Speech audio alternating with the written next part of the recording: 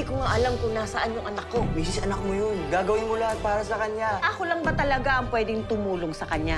Kampanteng-kampante si Matt na iniwan niya sila Rose at Sandra sa hotel dahil sa dami ng guards na nakabantay sa mismong pintuan ng unit nila, maging sa labas at loob ng buong hotel ay bantay sarado din.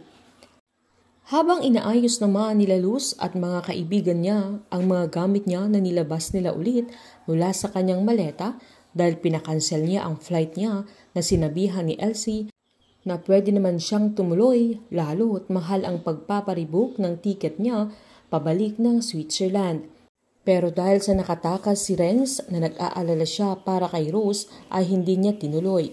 Giniit naman ni Barry na baka Destiny na sa Pinas na din sila titira ni Close. Agad naman siyang sinita ni Luz na inasar pa na bakit galit siya sa word ni Destiny. Pinaliwanag naman ni Luz na yun ang laging sinasabi ni Renz kaya hindi niya tinitigilan si Rose na naniniwala siyang Destiny ang naglapit sa kanila.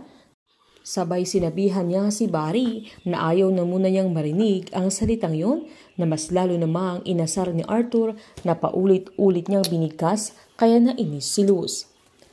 Nagplano silang lahat kung papaano nila tutulungan si Rose kaya sinabi naman ni Arthur na kailangan nilang hanapin si Renz na tinanong naman sila ni Elsie kung papaano nila hahanapin na magiging secret detective sila kaya natahimik din ang mga ito dahil maging sila ay hindi nila alam kung papaano nila mahahanap ang binata.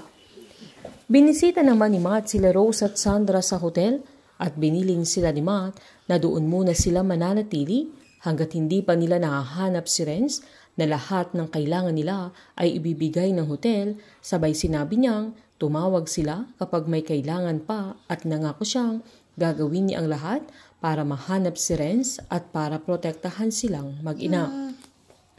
Nag-alala naman si Sandra na baka ang daddy niya ang babalikan ni Renz na giniit naman ni Matt na yun ang gusto niya na si Renz mismo ang lalapit sa kanya. Sabay kinuha niya ang hawak ng tauhan niya at nang binuksan niya ay isang baril na kung may mangyaring hindi nila inaasahan ay may armas silang dalawa kaya tinanong naman ni Rose kung talagang kailangan nila yun na agad namang sinabi ni Matt na kailangan nila bilang proteksyon nilang mag-ina at sinabing ingatan nila ang isa't isa sabay umalis na siya.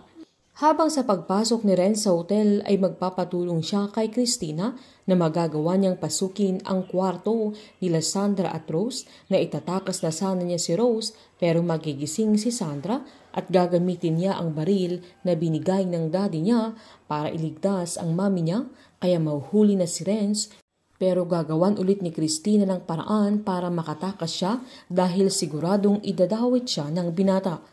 Painit ng painit ang mga tagpo, sabay-sabay po nating subaybayan ang advance episode at ang nalalapit na pagtatapos ng Unbreak My Heart dito po sa aking channel. Patuloy lamang pong manood at mag-subscribe para ma-update po kayo sa mga susunod na episode. Marami pong salamat.